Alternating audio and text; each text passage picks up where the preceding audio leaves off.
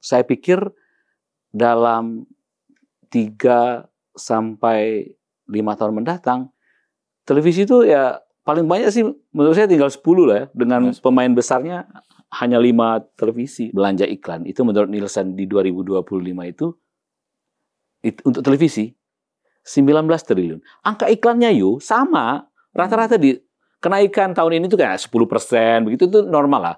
Di angka tahun ini itu sekitar 75%. Tapi TV-nya tinggal 19 triliun. Kita nggak pernah merasakan ini 10 tahun lalu. TV tradisional itu kan tinggal menunggu masanya. Dia akan selesai gitu loh. Tapi konteks televisi dalam konteks pembuatan konten itu kan tidak selesai. Tidak akan pernah selesai. Itu kan akan terus terjadi. Hari ini tuh kita melihat hal-hal yang terdisrupsi dan kita tidak bisa melawan itu.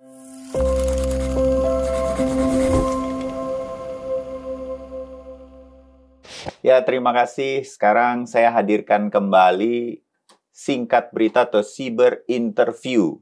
Dan yang hadir narasumbernya, ini mah abang gue, guru, mentor, apalagi ya. Jadi cerita sedikit, saya masuk liputan 6 SCTV tahun 98, yang jadi mentornya Bang Apni. Iya. Termasuk dari nulis berita, karena masuk di hukum kriminal. Komandannya ada 2, Komandan Makrun Sanjaya sama Bang Apni Jayaputra. Jadi saya itu dilatih khusus. Sampai saya bisa tampil di depan kamera, apa segala macam. Pertama kali turun untuk live report, arus mudik, arus balik lebaran di Cirebon. Luar biasa tuh ya. Dididik khusus sama Bang Apni. Sama Gunawan lah ya. Sama Mas Gun. Yang sampai sekarang masih gondrong dan ompong. Masih gondrong dan ompong. Itu anak dia tuh. Yes. Ya, Bang Apni, makasih ya. Sudah mau hadir. Saya mau berguru lagi dan mudah-mudahan berbagi ke pemirsa Siber berkaitan dengan kondisi media di Indonesia. Saya dengerin celotehnya Bang Apni di media sosial. Segitunya ya kondisi media kita sekarang ya. Iya. Nggak baik-baik saja gitu. Sangat. Sangat ya? Sangat. Ceritain Bang, kenapa Bang Apni sampai concern berkaitan dengan celotehnya Bang Apni yang mengatakan, waduh, ini media, terutama elektronik, televisi, iklannya udah jauh menurun. Sebegitu drastisnya. Tapi saya pengen tahu nanti kelangsungannya media di Indonesia jadi seperti apa. Iya. Bang Apni. Ya itu juga udah banyak yang ngembaliin frekuensi juga kan. Oh begitu. Iya. Ini banyak yang saya nggak tahu. Kalau Bang Apni kan masih di industrinya, nempel betul. Bahkan sampai terlibat di belakangnya. Kalau saya kan selalu di industrinya banget, di ruang redaksi. Banyak yang mengembalikan frekuensi juga. Nyerah sudah itu ya? Nyerah. Karena tingkat ekonominya, tingkat keekonomiannya televisi dengan biaya hari ini udah nggak seimbang.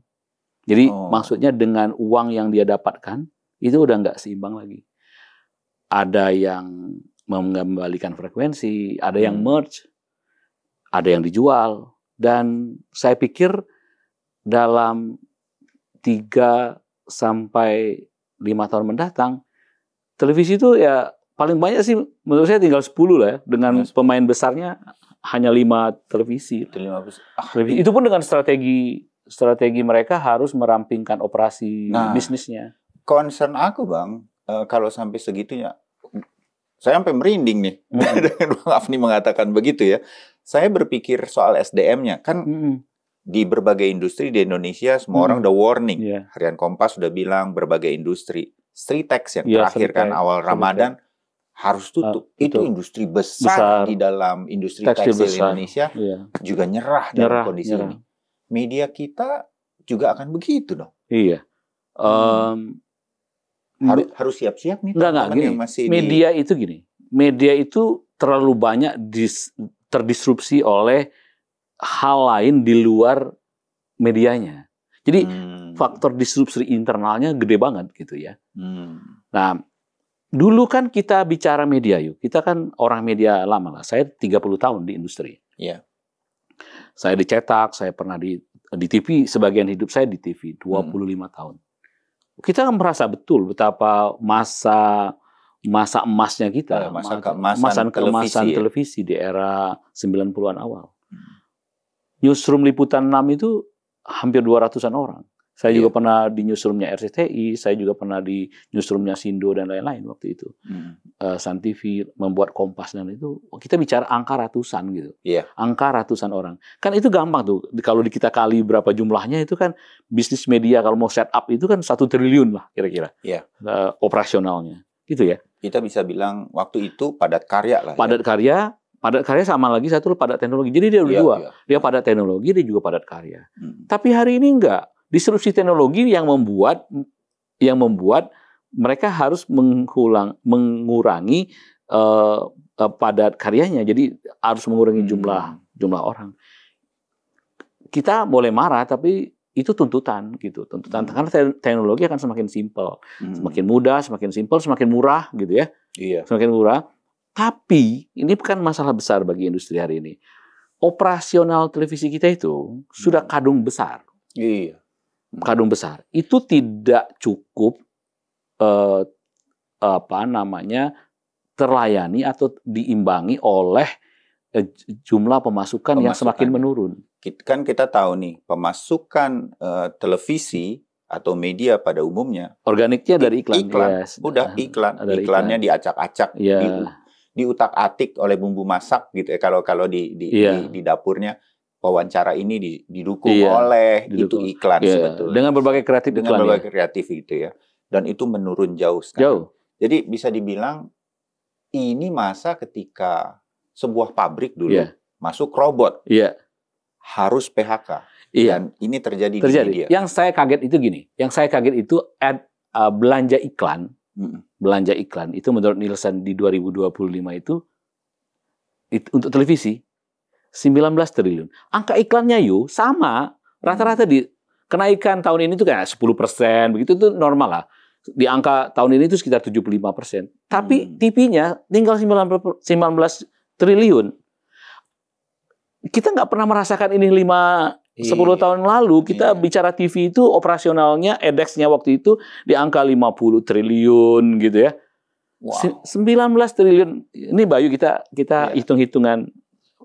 Kita hitung-hitungan aja. Pada waktu itu 50 triliun tuh. 50 triliun. Saat ini 19 triliun. Bayu bagi nationwide TV itu 15. Ada 15. Kita bagi tiersnya lah ya. Tiers 1, tiers papan atas, papan tengah, papan bawah gitu ya.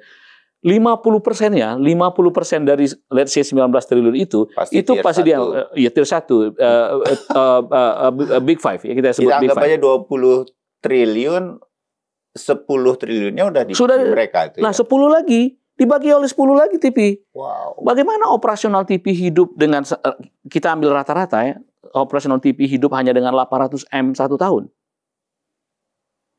Itu saya kemarin habis membuat video itu, saya diteleponi kawan-kawan saya dari biro iklan, saya diteleponi oleh kawan-kawan saya orang keuangan di industri iklan, industri TV, pemilik TV, dan kita akhirnya ngobrol. Mereka bilang benar. Mereka bilang apa yang lu bikin itu, apa yang lu ceritakan tuh bener adanya bener.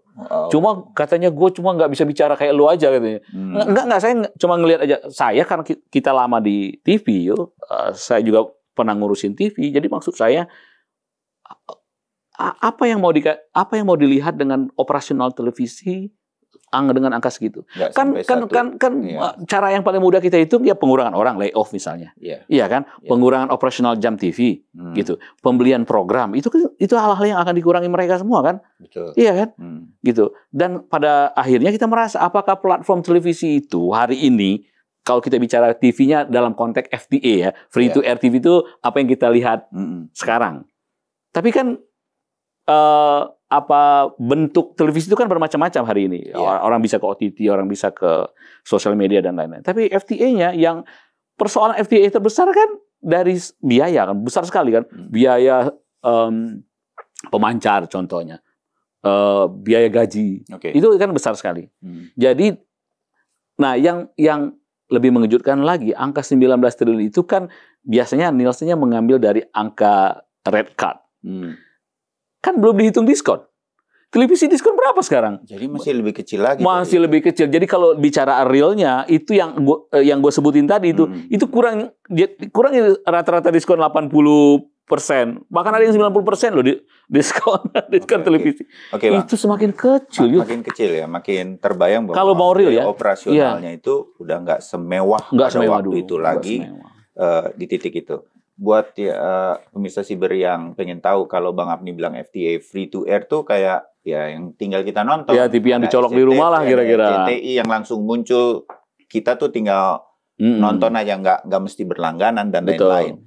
Nah, inilah yang sekarang suffer nih ya. Suffer dengan kondisi ini. Banget. Tapi Bang, kenapa gini? Kalau ini terjadi udah beberapa tahun yang lalu gitu ya. Kan gradual nih, teman-teman yang di industri pada bilang. Cerita ke Bang Afni. Kok kita nggak denger ini seperti Sritex gitu ya, yang gimana walaupun punya dengar pemutusan hubungan kerja itu sebetulnya terjadi. Well, di Kompas Group, media-media cetak tabloidnya sudah hilang semua, berpindah ke digital sekarang. Going digital. Kenapa itu nggak terlalu heboh di dalam media ini? Padahal semua kan harusnya terdampak ya nantinya. Saya ditelepon oleh teman-teman dari industri media. Mereka telepon, Bang, gimana nih Bang? Kita udah mulai pelan-pelan ada rencana target 1.000 orang akan dikurangin secara grup ya. Dan sudah mulai Bang, hampir setiap hari itu ada aja surat HRD katanya yang diberhentikan. Ya mungkin karena gradual ini jadi nggak terlalu terasa seperti kita bandingkan dengan Sritex tekstil gitu ya. Iya, tapi kan kalau kita bicara TV di 16 TV yang beroperasi, kalau kita rata-rata TV besar itu operasionalnya di 500 sampai 1.000 orang. Kalau dijumlahkan juga besar kan, hampir 16 ribuan. Yang terakhir kita dengar kan, mungkin pemirsa juga tahu, Antv kan menyetop divisi produksinya kan. Itu aja udah berapa banyak. Itu udah banyak. Artinya mereka udah nggak bikin acara sendiri. Sendiri. Jadi memang terjadi. Memang terjadi kan. Memang terjadi. Terus Bang, bisa survive? Nah, survive itu kalau bicara survive bisa. Pertama, platform banyak yang tersedia. Artinya TV tradisional itu kan tinggal menunggu masanya. Dia akan selesai gitu loh. Tapi konteks televisi dalam konteks pembuatan konten itu kan tidak selesai. Tidak akan pernah selesai. Itu kan akan terus terjadi. Persoalan pilihan-pilihan teknologi ke depan yang mau dipilih itu seperti apa? Contoh OTT. OTT masih bisa dikelola sendiri loh. Tapi ongkos pengelolaan OTT hari ini dengan FTA hampir sama gitu loh. Kan mahalnya sama gitu. Tapi ada pilihan yang lebih murah. Pilihan berikutnya adalah open platform. Kita pergi ke YouTube, kita pergi kemana-mana. Tapi ingat, Anda nggak bisa kontrol. Iya. Ya. Karena platform itu bukan punya kita, kan dikontrol orang lain gitu loh. Berapa sih platform ngasih duit ke kita? Paling 20% dari paling banyak 20% dari. Iya. Di titik ini maka media-media mainstream mau cetak, mau elektronik, cetak udah minus, udah lama. Kita bicara cetak tuh udah 5 tahun yang lalu. Kalau ada media cetak sekarang ini, radio udah selesai. Minus itu ya. Minus. Radio cetak udah 3-5 tahun yang lalu udah minus semua. TV diambang minus. Jadi kalau laju penurunannya bukan. Kalau pertumbuhannya udah minus, kalau laju penurunannya terus nggak bisa dibendung, selesai dari sisi ini. Saya mau nyambung yang di sini tadi. Bang Afni bilang kan, dan kita juga tahu banyak semua media mau cetak maupun elektronik Indonesia kan berpindah ke digital. Tapi saya tertarik tadi mereka masuk di platform-platform yang selama ini sudah ada kan. Ada YouTube channelnya, ada apa dan segala macam. Yang kemudian banyak dibahas oleh pengamat media dalam industri ini, mereka bilang, tapi itu tidak akan memperoleh profit seperti ketika mereka mengendalikan semuanya hulu ke hilir. Misalnya nih, harian Kompas kan percetakan sendiri, distribusi sendiri, redaksinya sendiri. Jadi menentukan apa sendiri. Kalau di digital nggak bisa begitu karena platform bukan punya kita. Lu bisa nentukan konten, tetapi kan platform punya orang lain. Kalau mau masuk ke situ. Iya. Iya kan? Nah, kalau kita bicara tadi 19 triliun, yuk, kan masih sekitar 51 triliun itu kan dikuasai oleh digital. Kan pertumbuhan digital itu 17% naiknya per tahun. Oke. Iya kan? Kurang lebih begitulah. Tapi dia menguasai sekarang kalau ada 74 T Index 2025 kan lebih dari 50% sesungguhnya di digital tuh angkanya. Yeah. Tetapi jangan salah, 50% itu juga nggak ke media-media online, website dan lain-lain. Jadi kemana? Ke ini, big tech yang sering disebut oleh oleh orang-orang iklan disebutnya walled garden. Ke walled garden itu siapa yang mengontrol? Itu kita sebutkan kalau big tech yang besar itu kayak Google, Meta, TikTok, ByteDance atau Amazon, gitu ya. Mereka mengontrol platform gitu, ya kan? Bahkan kooptasi konten media itu sampai 80% dan dia kembalikan dalam bentuk uang itu. Jadi pengertian atau make sense-nya bagi saya pindah ke digital. Misalnya, tapi media itu juga nggak hidup dari digital. Nggak bisa hidup 51 dari itu. triliun, karena masuknya ke si platform besar itu. 51 triliun pindah ke digital, yuk. Itu kan keren juga sebenarnya kalau kita bagi-bagi. Iya. Ternyata kan nggak semuanya, suffer juga media-media online. Pertama, media online mudah dibikin, terlalu banyak, gitu kan? Iya kan? Kalau kita pilih itu juga pilihan berikutnya. Kemana duit digital itu? 80% big tech. 20% kita sebut open internet lah, ya. Bisa website, bisa lalu ada influencer call, ya, dan lain-lain. Biro-biro iklan itu sudah bahkan punya manajemen call sendiri kan, talent management ya, yang mengatur mulai influencer nano sampai ke mega. Mau yang dibayar 100.000 sekali muncul atau bikin video mereka yang bicara begitu mahal. Brand-brand kan ke sana semua, semua. Terus kalau website tinggal AdSense. Kalau lihat website dengan AdSense-nya hari ini, kan kita bingung juga bacanya kan. Iya. Karena udah ketutup sama AdSense semua. Tapi gimana mau bicara itu karena satu-satunya hari ini mereka dapat uang yang seger ya dari situ. Kalau enggak memang ada solusi yang disebut beyond media. Lu udah nggak ngurusin sekedar lu ngurusin AdSense atau media lu aja atau jualan views dan lain-lain. Tapi mulai lu brand activation, lu kelola, bikin event dan lain-lain. Itu ada media yang bikin pemasukan lain, event lari dan lain-lain, sehingga itu event award dan lain-lain. Ya, wording gitu. Wording itu duit semua tuh sekarang. Jadi terbayang pindah ke digitalnya satu hal, yes. Tapi mencari uang di digital tuh udah kayak cari begitu ya. Yang enak tuh ya yang bikin Facebook dulu ya. Itu kenapa mereka yang mampu menebak masa depan tuh ya. Nah, kan kita mengatur hubungan antara publisher dengan walled garden ini, big tech ini, itu dengan konsep publisher right yang sudah diterapkan di kita mengaca dari Australia lah ya. Tapi kasus di Australia sempat tegang kan mereka antara media. Kalau lo mau masukkan media, lo harus bayar ke kita. Kalau enggak, pemerintah akan tutup. Didukung oleh pemerintah tutup. Platform cabut tuh. Terus dia cabut, terus medianya bingung lagi. Gue kemana gitu. Dan akhirnya terjadi hubungan yang saya sebut sebuah equilibrium baru. Bagaimana mengatur hubungan tata kelola media dan si platform Apakah platformnya udah berkuasa? Dia udah Tuhan banget dan itu juga tidak juga hal yang terlalu seimbang, hubungan yang seimbang antara take it or leave it bagi mereka. Lo mau syukur enggak juga enggak apa-apa gitu ya. Jadi meskipun kita mengadaptasi publisher right hari ini ada komitenya di bawah Dewan Pers dan lain-lain, tapi itu juga tidak memberikan hal yang sangat signifikan bagi kehidupan pers kita. Nah, kalau itu terjadi apa? Ini tugas pemerintah, yuk. kemerdekaan pers itu satu, hak asasi manusia, hak masyarakat mendapatkan informasi yang saya harus katakan dalam bukan tanda petik harus dengan bold yang besar, benar.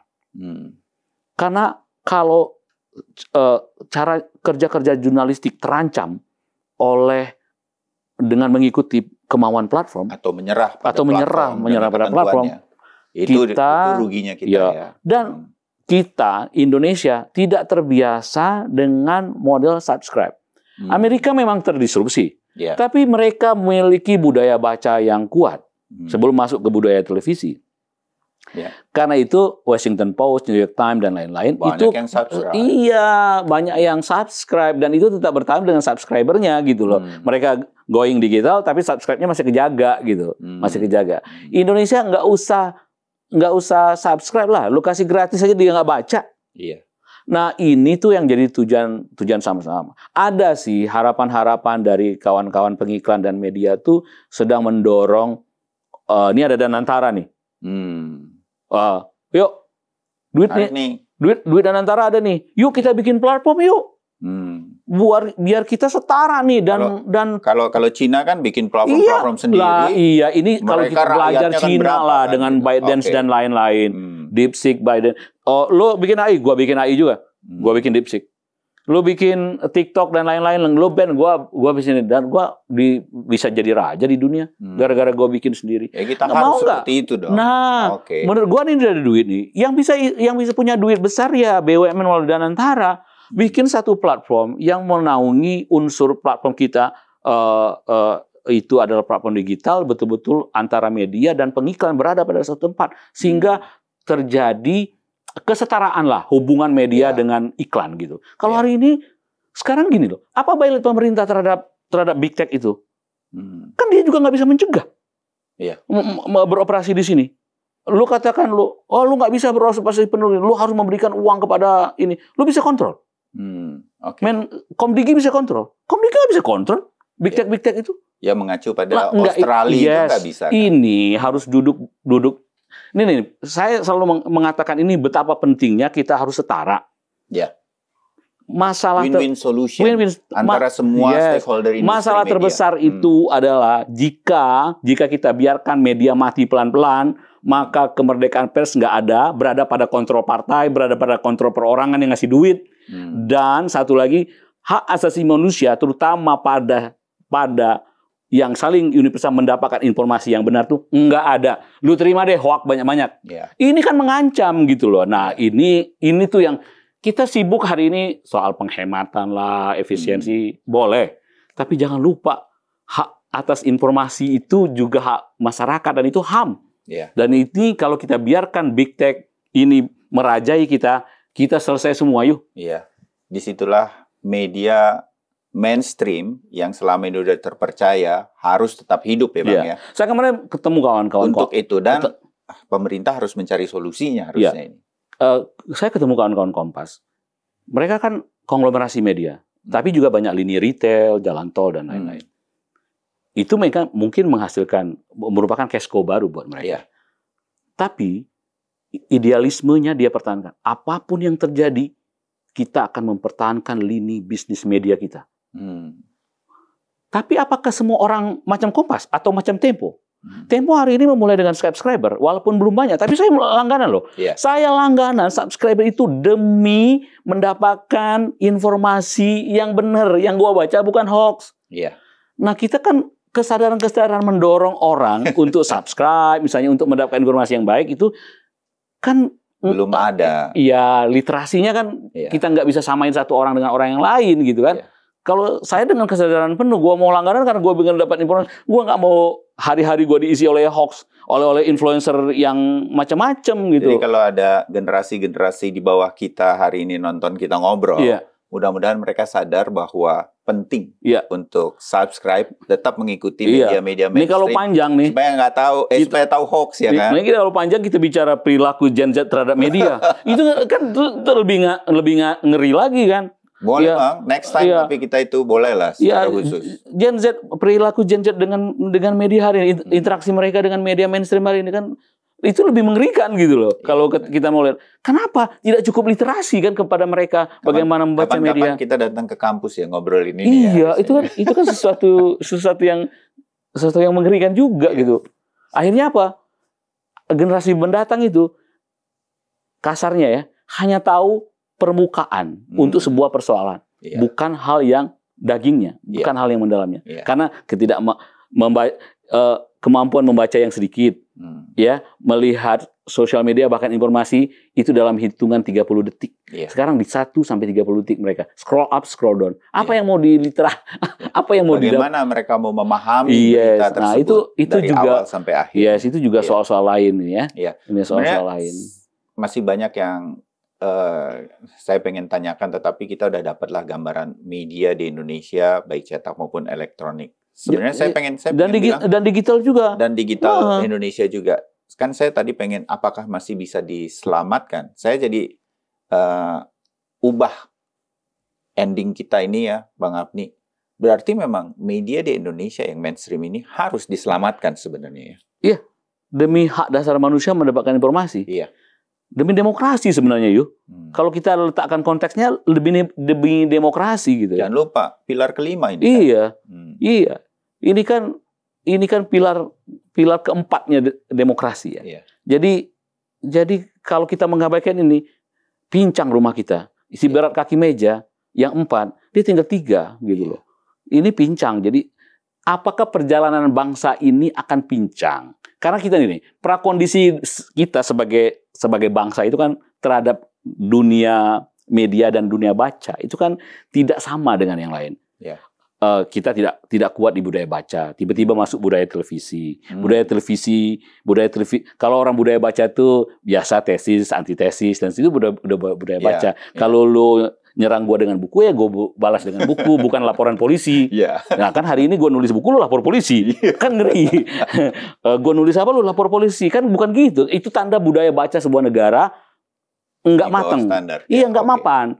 Masuklah kita budaya televisi. Budaya televisi itu mengajarkan budaya instan gitu. Melahirkan mellow society, gampang nangis karena sinetron kebanyakan gitu. Nah, tapi kita mapan di situ gitu loh. Iya kan? Makanya kita penonton YouTube banyak, penonton TikTok banyak, tapi yang dilihat sampah semua. Nah, ini yang kita khawatirkan gitu. Ini yang kita khawatirkan. Jadi prakondisi ini dulu yang ketidakmapanan di budaya baca, masuk budaya TV yang instan gitu ya. Ditimpa disrupsi, selesai yuk. Selesai kan? Iya. Dan inilah harusnya menjadi concern kita. Mudah-mudahan obrolan kita jadi concern banyak pihak untuk kemudian berubah atau mempersiapkan diri menghadapi disrupsi ini supaya kita nggak selesai. Saya banyak berharap nanti bagaimana Komdigi, Dewan Pers, pemerintah dan media-media duduk bareng untuk membahas. Saya mengatakan ini SOS. Enggak, bukan menakut-nakuti. Ini beneran. Kalau ngelihat angka itu, saya tuh sampai kenapa saya buat konten itu? Saya tuh termenung karena saya hidup di zaman industri yang industri ini sempat besar. Kita memiliki kemewahan bagaimana menyampaikan informasi berpengaruh, impactful gitu, yang menjadi outcome-nya media gitu. Hari ini tuh kita ngelihat hal-hal yang terdisrupsi dan kita tidak bisa melawan itu. Itu buat saya adalah sebuah keprihatinan besar. Kalau pemerintah nggak konsen, kalau semua pihak yang stakeholder media itu nggak konsen, ya, industri media nggak konsen itu, kita sama-sama selesai. Jangan salah. Kalau pemerintah ngabaikan pilar demokrasi keempat ini, ya mereka juga nggak apa. Apa mau ya kita menjadi diktator kembali ke zaman terpimpin dan ke model kepemimpinan diktatorian dalam konteks media ya. Gitu ya. Jadi mudah-mudahan ini jadi perhatian kita semua. Bang Apni, terima kasih banyak. Thank you. Kita ketemu lagi sama-sama ya. yang lain. Alright.